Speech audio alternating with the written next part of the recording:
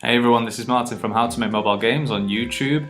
Been a long time. This video has been sort of something I've been wanting to do for a few weeks now, and I think my last video post was around 4 or 5 months ago, and so it's been a long time. And first off, I just want to say a big thank you to everyone who's subscribed or sent a comment or a message or something like this.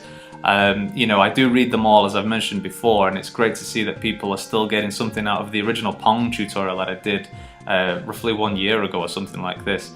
So I've been thinking about the channel a lot this past couple of weeks, and I wanted to do an update and keep things going and try to give some kind of tips and really help you guys out, and you know, obviously help myself out as well as I do these videos. So you know, the past few months, this is just as a general update, I've been really busy. I've been working a lot on Android and Amazon, basically publishing other games as well, and I'm just going to give you a breakdown here. So this video isn't a tutorial, it's not a tips video as such, it's just a general, hey, how is everyone doing, and just letting you know how I'm doing as well. So let me go down my list here. So still building my own games and publishing games for other developers on iOS, Google Play and Amazon. So I'm sort of breaking my time up now and still working basically 7 days a week and a bunch of hours every single day. But there's sort of two focuses, as I said before. One is I'm building my own games at the moment, as I always have done over the past 2 years, and then we're also publishing games from other developers at the moment as well, which is a business that we started with my partner, and also my wife is working with me. And that's called pandatapgames.com, and we've published around 5 or 6 games from Chinese developers now overseas. So that's going good, and my time is sort of roughly 80% on PandaTap Games and then 20% on Cobalt Play, which is my own development business. I'm trying to make it 50-50, and some days it's more on Cobalt Play and sometimes it's more on PandaTap, and it's really busy, but I've learned to like sort of relax a little bit now, calm down, and let things flow a little bit, so not to get too overwhelmed. This past couple of months, there's been some ups and downs generally. I don't think it's just me. I know it's never just me. There's always ups and downs in the mobile game industry for sure, and the games industry at large. One of the big ones is that the revenue drop on especially like ad revenue recently went down a little bit, and on Amazon as well, downloads went pretty low, and it kind of hadn't bothered a few weeks ago, and I was kind of getting a little bit upset about it, just like anybody would. And I think a lot of, especially independent developers now, do face like tougher times compared to say a year and a half ago. iTunes was a really good place to go, and I was getting over 1,000 downloads a day for a few apps, a few games. So one game would get 1,000, another game would get 800, another game would get 1,200. And the downloads were pretty good, and that brought in some good revenue, especially on ads through admob.com. But recently the downloads have dropped, and I'm going to do some videos on that as well, just to sort of kind of go into more detail and maybe give some insight as to why, or you know, maybe just to talk about it. So, but I also did this post over on iPhoneDevSDK.com saying why is it such a effing struggle. And this was sort of me kind of venting and just wanting to say, oh my god, why is it so hard? So I think the message that I kind of not only wanted to get it off my chest, but I wanted to sort of say to other people as well, hey, it is really tough in the mobile games industry and app development industry as a whole. And there's always going to be ups and downs, always ups and downs. I've gone through a lot of like moments of sort of tears of happiness and tears of pain. And that's pretty normal, but so long as, you know, we keep going and keep pushing and keep improving, being flexible as well, not just grinding, not just working hard, but also being very flexible and open, that will eventually bring success. If that's what you're looking for. Well, I'm talking more specifically about revenue and money here rather than the joy of game development. But check out this article, guys. There's the link up there, and I'll post the link in the description as well. I do talk a little bit about my money and the revenue we've made, and some questions, and then people have replied and given me some feedback and things, which is great to see. So ups and downs for everyone, even for me, and developing games for 2.5 years now, it's always been like that. So, but you know, without the downs, you can't really enjoy the highs, I suppose. Anyway, so one of the things I've been adding Chartboost to a lot more games now, because Chartboost seems to give good revenue pretty much, not all the time, but definitely it's improving even compared to AdMob. My revenue on AdMob and my revenue on Chartboost is about the same now, even though there are far less games that have Chartboost inside than AdMob. So it's good to always have two channels, always spread out that risk, guys. Don't just focus on one channel.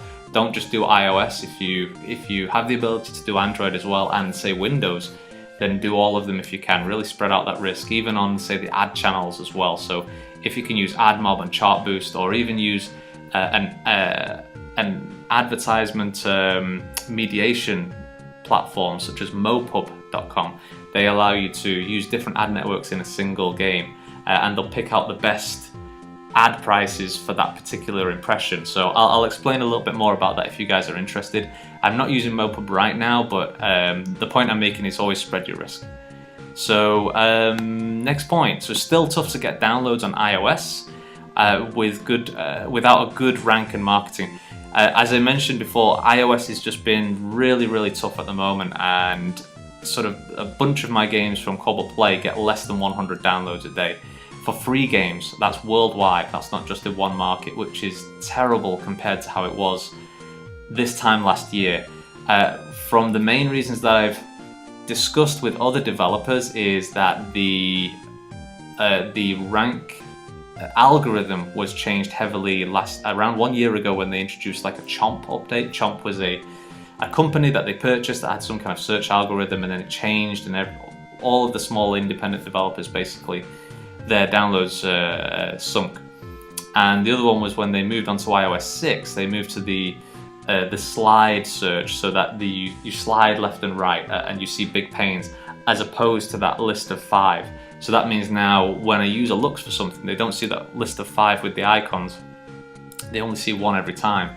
So that's really impacted a lot of developers, I think, and it's something that's often discussed on this iPhone devsdk.com forum. So if you're having trouble with downloads and it's really not happening, or if you've seen like a dip, this past year, you're not alone, so don't worry about that. So one of the things I'm going to try to talk more about is the business opportunities on this channel more, because I don't have a huge amount of time for tutorials and programming, but I can talk about, say, where we're making more money and how we're making more money and what's worked and what's not worked. So next one. So things improving on PandaTap Games, and more games coming out soon. So as I said, pandatapgames.com is the business that I've established with my partner, and I'm working with now with my wife and my other colleague as well, and also some marketing people. Is we publish games from third-party developers, so mainly in China. So we find developers in China who don't know how to publish their games overseas, or they have no, say, marketing experience or anything like this, and that's where we help them, and that's doing pretty good at the moment. It's slowly building.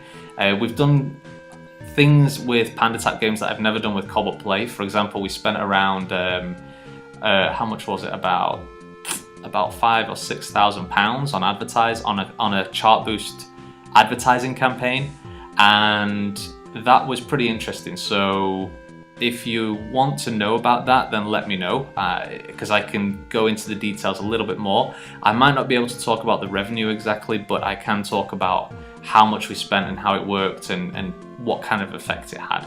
And it'll be good for me to sort of recap as well, because that was a couple of months ago now, and I've kind of forgotten. But that was something interesting, because I've never done such a large marketing campaign myself. I've never paid £6,000 before. And so I was kind of sweating when that happened. When we did that, I was watching Chartboost like crazy. So that might be an interesting thing to discuss. If you guys are interested, drop a comment as always, and please let me know.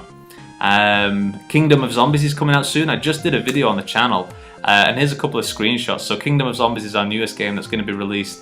We're aiming for October the 31st. It's already uploaded. It's going through approval on Amazon. We just started the marketing now and getting it out to the channels, say like forums, reviews, planning our marketing videos and so on. So that's going to be a big one, and this is probably the largest game that we've published from one of our developers before. The story is larger, there's more characters. It's not generally a type of game that I would play, but it's more of a casual farming game that appeals more to a general audience. So we'll see how this goes. It's going to be the first type of game that I've published which is like this. So hopefully people like it and it does well. So check that out on Halloween, guys. It'll be on Amazon and Google Play. It's called Kingdom of Zombies Plant Farm Fight. So please download and give a rating. Big 5 stars. What am I doing? So doing Super Bit World, yeah. I started a developer series on 2D Platformer X, as it was called back then, and that was my largest game with Cobalt Play so far as a developer. It's got levels, it's a platformer like Mario or Super Meat Boy, and I'm working on that whenever I have time. So it's usually late at night when I'm working on that, and I'm listening to some retro game music and trying to get inspiration. So there's going to be more coming out for that. There's a couple of new screenshots I put online on the Google Play version. I'm going to do a separate video on this one as well of the updates and how I did things and what's coming next. I'm adding in leaderboards, more gun levels, and I have a lot of big plans for Super Bit World. It's going to take a lot of time, it really will, and that's something I'm prepared to put in and really make it a good game, because out of all the games that I've developed so far, this one is something that I have a passion for and I actually have a lot of more faith in.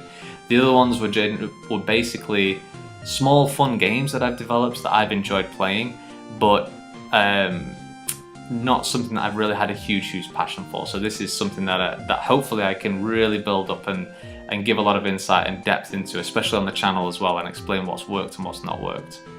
So, alright, small bit of news. Yes, I got a second Mac. I bought a second Mac for 9,000 RMB, which is about £900, which is about $1,200.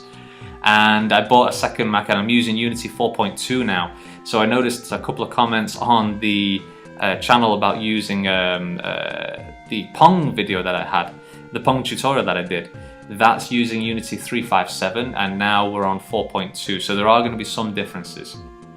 And I've noticed a couple of comments from people saying, hey, this is how you do it on 4.2. Great big thanks for that, guys. It helps a lot because I don't have the time to do a lot of programming or say engine support at the moment to say how this works or that works. So when you guys give feedback and answers to each other, it's really awesome. So please keep that going, and a great big thanks to you guys. Just to note, the reason I got a second Mac, guys, is that if you do have the budget, it's always a good thing to have a second computer to install new software on and test it before you move your projects over. Now I know a lot of people, it's not possible to buy a second Mac. That's kind of like it's a big expense. But if there's any way that you could test it on somebody else's, or perhaps run a virtual machine or something like this, or have a dual boot drive or whatever it is, where you have 2 operating systems, then do that. Because for me to build iOS games now, I had to have the Xcode 4.5, I think, running the iOS 6.1 SDK or something like that. But I couldn't install Xcode 4.5 on a Mac that has the Snow Leopard, which is version 10.6. I had to upgrade or have a Mac which has Mountain Lion, which is 10.7 or 10.8. And I'm always worried, especially if this is your business, if this is how you make money and you rely on updates and releasing apps or games, is have a second machine, because when you update, if things crash, then you've always got your first Mac or main station to work on. And I always recommend that. So definitely, research before you do any updates, guys, especially when you're updating an OS. Alright, so another small point here. So I'm interested in doing review exchanges. We started some more of this recently. A review exchange, very simple, is you download my game or app and I download yours, and we do a review exchange for each other. We try to be kind with the reviews, of course. We don't want to give 1 or 2 stars to each other, and we do want to give some feedback as well. So I'm very interested in that. If anybody is also interested, then send me a message. I'm looking for review exchanges on iOS, Amazon, and Google Play. We can do all 3 of those, especially on Amazon, because it seems to be very hard to find other developers who are on the Amazon App Store at the moment. And last point, so yeah, thanks for all the comments, the subscriptions, the messages that I've had this past 4, 5, 6, 7, 8 months, however long it's been. I do read all of them all the time, and I've got quite a bit more recently as I just started to think about the channel. So who knows? That's maybe a sign that I need to do some more. You know, it's great to see that these helps. I've seen a couple of games from people that have been released using the old Pong tutorial, and it's awesome to see that that's really helped you guys out. And again, sorry I can't give any coding support at the moment. I do receive some messages from people saying, how do you do this or how do you do that? I'm sorry that I can't support you with that at the moment, but if you do need code support, definitely check out the unity3d.com developer forum.